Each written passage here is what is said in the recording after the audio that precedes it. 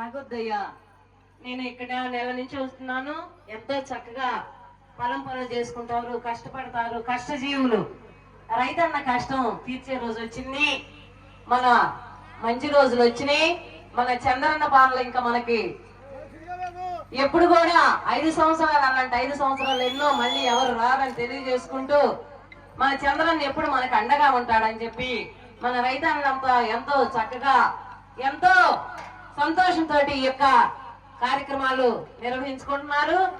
ఎప్పుడు కూడా ఆ చంద్రన్న పాలన ఇలాగే ఉండాలని అత్యధిక మెజార్టీ తోటి వచ్చినందుకు ఆ అందరికి కూడా ఒకసారి కళకళ క్లాప్స్ కొట్టవలసిందిగా కోరుకున్నామమ్మా.